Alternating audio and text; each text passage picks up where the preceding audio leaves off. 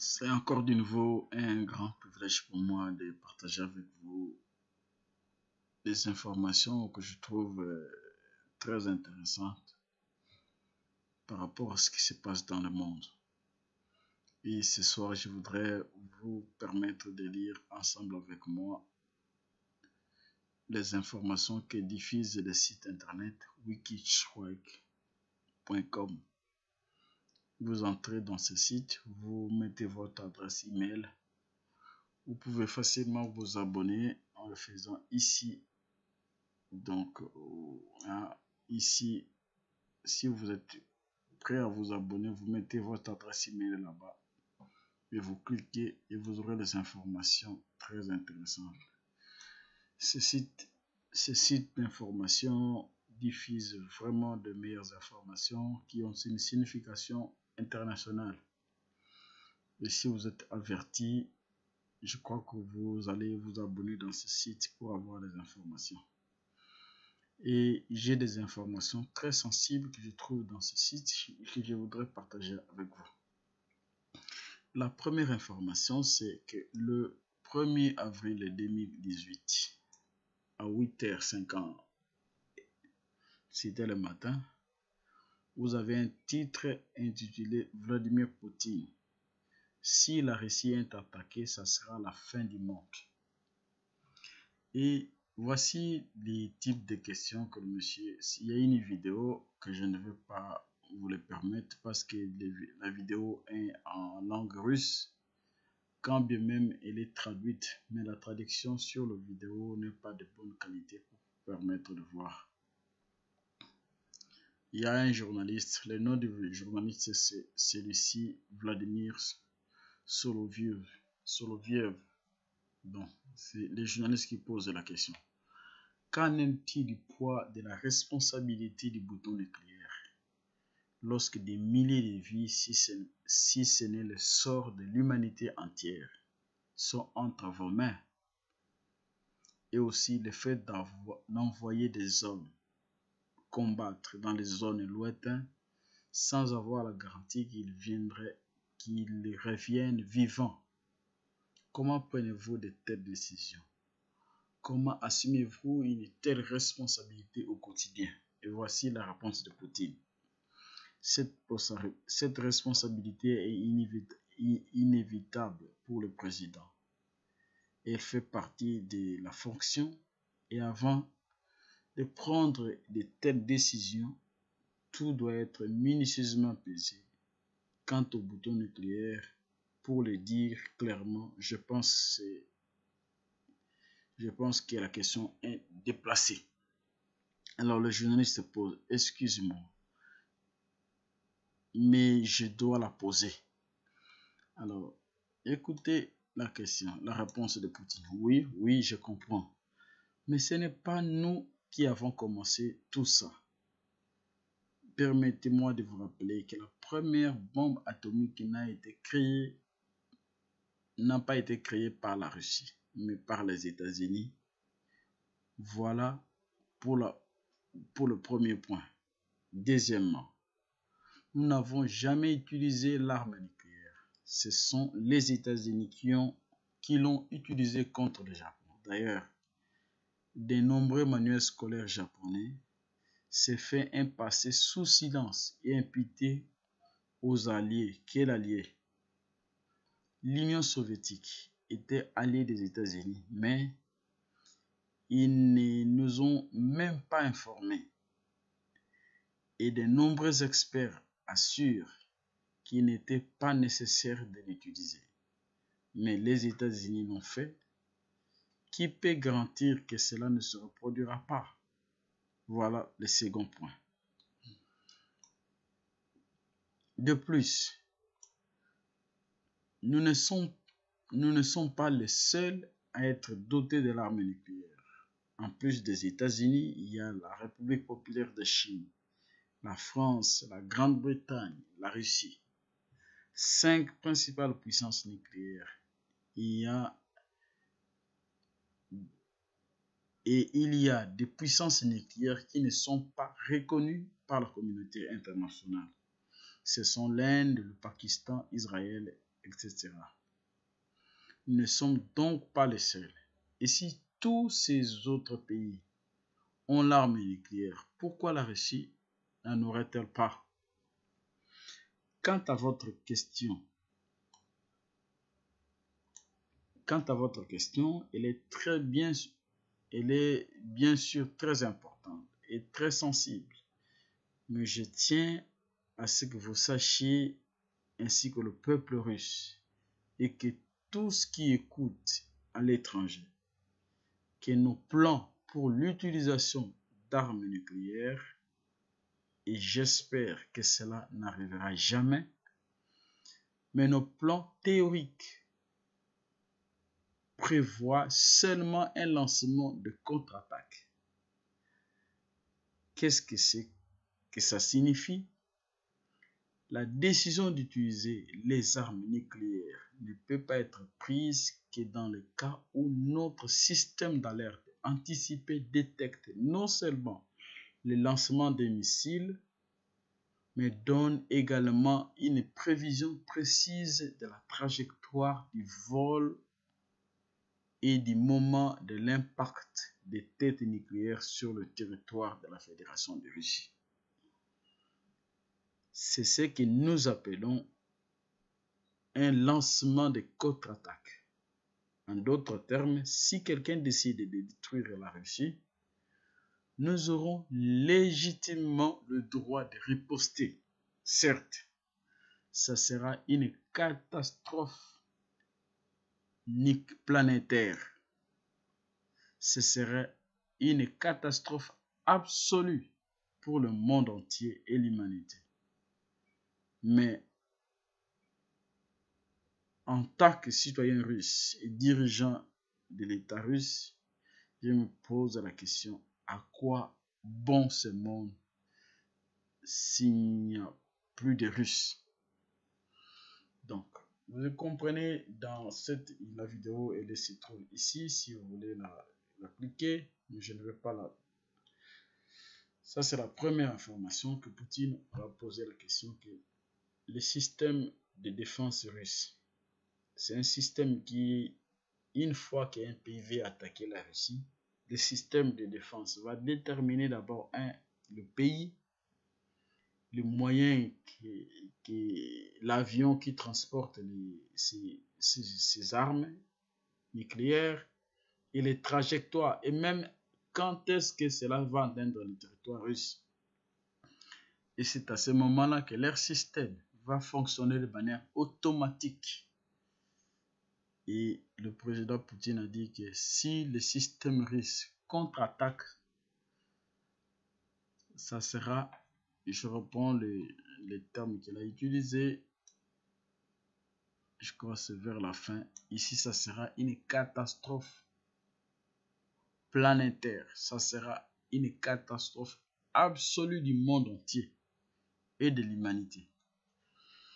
Et vous savez, si cet homme venait de faire une démonstration dans quelques jours passés, des types d'armes qui, disons, comme il y a une arme, l'arme que vous voyez ici à côté, cette arme s'appelle Satan 2. Et cette arme est incapable de détruire un pays comme la France. Dans une minute, toute la France est radiée de la carte. On va aller suivre d'autres types d'informations qui sont dans ce site. Vous voyez, par exemple, cette information. Cliquons-en. Deuxième information, il est dit les États-Unis dépassés par la guerre électronique russe. Donc, les États-Unis, il y a quelques jours, sont allés attaquer le 14 avril les positions de l'armée syrienne en violation des droits internationaux. Ils l'ont fait unilatéralement sans résolution des Nations Unies et ils ont tiré 110 missiles. Sur les 110 missiles qu'ils ont tirés, il y a eu 100 missiles qui ont été déviés. Voici un point de vue des chefs de l'armée américain qui est basé en Syrie, ce qu'il avait dit dans ce journal. Comme vous pouvez lire, c'est une interview qui est passée le 24 avril 2018. Les noms du général, c'est vraiment tout ça. Vous avez des qualités. Ici, ça ne m'intéresse pas. Je lis seulement. Selon lui, l'ennemi, ça veut dire la Russie, brouille ou inhibe systématiquement le système américain en Syrie, rendant impossible au Pentagone de surveiller la zone des combats. Lors de l'attaque tripartite du 14 avril, l'armée russe est parvenue à hacker, donc à copier comment les transmissions de pirater. Ainsi, l'armée russe est parvenue à pirater les transmissions GPS, de sorte que certains missiles ont été détournés, puis les systèmes de reconnaissance, amis ou ennemis, ne fonctionnaient plus. Dans ces conditions, il devenait non seulement inutile, mais dangereux d'utiliser les avions de surveillance. Vous voyez, la France, les États-Unis, la Grande-Bretagne, ils ont attaqué la Syrie. Et la Syrie a utilisé le système russe. Les armes russes ont détourné presque tous les missiles. Et quand ils ont réalisé qu'ils ne pouvaient pas faire la guerre, c'est pourquoi ils ont dit mission accomplie.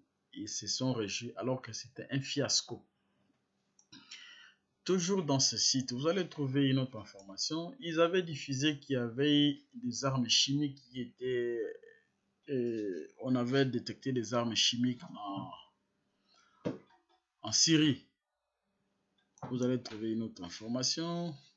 Par exemple, le département d'État admet que les États-Unis achètent des voix à l'ONU. Tu vas voir que lors d'une certaine résolution, et que si une résolution émane peut-être des États-Unis, ils vont corrompre certains pays. Donc, si vous votez pour la résolution, on vous donne autant. Si vous venez, c'est le cas, par exemple, on a donné dans cette liste, vous avez le Zimbabwe, le Burundi, l'Iran, la Syrie, tout ça.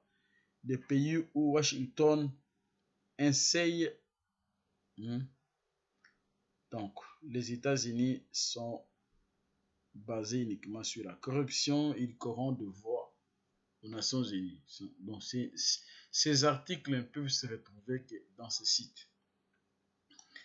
Et il y a l'article ici concernant le déploiement de l'arme chimique en Syrie. Vous avez les titres qu'ils ont mis là-bas. Fake chimique. 17 témoins déposent devant l'OIAC. Donc, l'OIAC, c'est l'organisme qui était chargé de surveiller, d'aller voir si réellement en Syrie, il y a eu utilisation d'armes chimiques. Alors, pendant qu'ils ont fait leur montage, il y avait un enfant, je crois, j'ai trouvé quelque part, j'avais lu dans d'autres articles. Vous voyez cet enfant ici, c'est un enfant syrien. Il se trouvait dans un quartier et leurs parents, c'était quelque chose de monté à tel point qu'aujourd'hui les États-Unis sont avec tous les alliés, ils ont la tête basse. Ils sont honteux de ce qu'ils ont commis en faisant une violation du droit international. Je vais lire quand même ce qui est écrit dans cet article. 17 témoins sont venus déposer devant l'OIAC à la demande de la Russie le 27 avril 2018. Ces personnes apparaissent sur la vidéo diffusée par les casques blancs d'une attaque chimique à Douma, où sont les responsables de cet hôpital. Et ils ont toutes attesté que cette attaque chimique n'a jamais eu lieu. La délégation des États-Unis, du Royaume-Uni et de la France ont protesté contre ce show et confirmé qu'ils disposaient d'une preuve qui contredit ces témoignages, mais elles ne les ont pas produites. Considérant la vidéo du casque blanc comme une preuve suffisante que ces trois États ont bombardé la Syrie le 24 avril, de son côté, la délégation russe qui estime que tout cela revenait d'une intoxication des Occidentaux et a conclu à la réception de ce témoignage qu'il s'agissait d'une mauvaise foi. Il a annoncé qu'il ne laisserait plus attaquer la Syrie. Vous voyez, une information, je crois dans d'autres détails, il y avait des déclarations de cet enfant, comment ses parents, j'avais lu ça dans une autre, donc dans un autre article paru, que cet enfant, ses parents, il y a eu une détonation et ses parents lui ont dit que non, si vous comprenez la détonation, allez directement à l'hôpital. Et ils ont fui à l'hôpital. C'est ça le témoignage de cet enfant. Il dit que nous avons fui directement à l'hôpital. Et quand nous sommes arrivés à l'hôpital, on a commencé à nous mettre de l'eau. Donc, comme se disent des gens qui ont inhalé quelque chose. Alors qu'ils ont fui, on les a dit de fuir leur maison et d'aller à l'hôpital. Vous pouvez voir la vidéo que c'est vraiment du scénario. C'est vraiment à cause de ça que les États-Unis sont en train de commettre d'erreur en erreur. Et comme on dit toujours que l'orgueil précède de la chute, donc je vous prie de vous abonner dans ce site internet. Vous avez des articles très très intéressants. Vous voyez par exemple pourquoi le classement mondial. Vous allez trouver comment Emmanuel Macron a ridiculisé la France devant Trump. Vous avez l'article, plusieurs articles. Comment Israël menace de frapper l'Iran en cas d'attaque. Vous voyez par exemple cet article concernant les enquêtes de l'OIAC n'avaient trouvé aucune preuve d'armes chimiques dans les installations syriennes bombardées par les États-Unis. Vous voyez par exemple cet article. Donc c'est le Wikitrike, c'est un site qui est en France. Vous voyez. Donc les informations, tout, ils ont, ça c'est l'image satellitaire ou non, image obtenue par drone des dégâts que les États-Unis ont fait. Et les enquêteurs, si c'était vrai, bon je ne lis que quelques parties, si c'était vrai, n'aurait pas libéré un nuage mortel qui aurait coûté des vies à beaucoup plus de personnes que ce qui a été déclaré lors de l'attaque chimique syrienne présumée. Donc, parce que s'il y avait des gaz, ça devait tuer beaucoup plus de personnes. Et vous allez trouver dans cet article, si vous voulez le lire, même les spécimens de matériel qu'ils ont utilisés, ce sont des gaz lacrymogènes fabriqués en Allemagne qu'ils avaient utilisés. Et heureusement que les experts russes qui étaient là ont aussi prouvé le contraire. Vous voyez par exemple ici, mais comme Ron Paul l'a soutenu dans la chronique récente, même si l'armée syrienne a mené l'attaque au gaz à Douma, les preuves de cela ne justifieraient toujours pas l'attaque des États-Unis de Roumanie de la bombarderie à l'intérieur d'un pays étranger. Donc, les Américains ont fabriqué une fausse information pour s'attaquer à la Syrie. Tout le monde peut voir ça. Alors, vous allez trouver que les pays à tendance, les pays communistes, l'Iran, la Chine, la Russie, la Corée du Nord, la Tchétchénie, tous ces pays, ils ont réalisé que les États-Unis, c'est leur bête noire. Et ils sont en train de se préparer. Vous allez trouver autour dans ce site l'information, par exemple, sur ces drones. Un sous-marin nucléaire capable de porter jusqu'à 100 mégatonnes d'ogives nucléaires. Donc, ces sous-marins nucléaires va attaquer les côtes. Si ça attaque les côtes, n'importe quelle commune des États-Unis, par exemple, c'est tout qui va partir. C'est une arme nucléaire très très puissante qui court à une vitesse de 10 fois la vitesse du son.